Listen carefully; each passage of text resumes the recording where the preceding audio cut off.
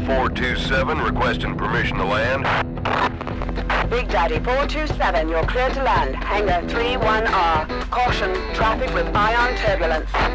Welcome back, John. Come on, cheer up, PlayStation fans. I know it may seem sometimes like Xbox Live gets all the good stuff, but look at this. This is a fun and unique game on your PlayStation Network, and get this, it's exclusive. And better yet, it's only $10. You know, you don't need to perform some crazy Bill Gates algorithm to convert that into points either. It's Rochard for the PlayStation 3.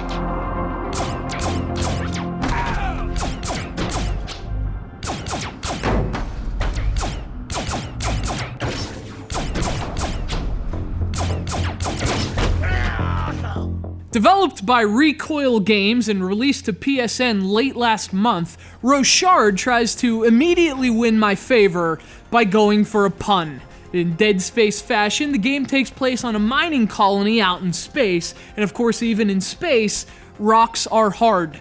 Rock hard, Rochard, you take away the K, and you know, that's just a thing of beauty, Recoil Games. I like you. Strange as it may sound, given the game's appearance, there are actually a few other things Rochard has in common with Dead Space, but we'll get to those in a second. You play the game as a guy named John. He's a miner who finds himself in the heart of a serious problem, and the game, surprise, surprise, deals with that very problem. Whoa! I'm getting some weird interference here. Crap! I just lost all power! No! Skylar, do you copy? Come in, over.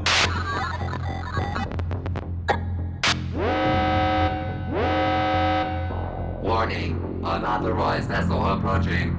Missiles incoming. So there is a story, but it's really not important. What matters in Rochard is what you're actually doing. This is a puzzle platformer, and frankly, it's a very, very good one. But what Rochard is really about is gravity. Like Dead Space, you'll be manipulating the gravity quite a bit in this game, only the application is altogether different. Now, John has an awesome ability to weaken gravity in any room he's in, which allows him to jump up to higher platforms that he couldn't reach otherwise. He's also armed with a gravity ray that allows him to pick up and toss various objects in his environment. And at its most basic explanation, Rochard is about those two gameplay mechanics. So, for example, you might have to stack a few crates with your Destructo Ray.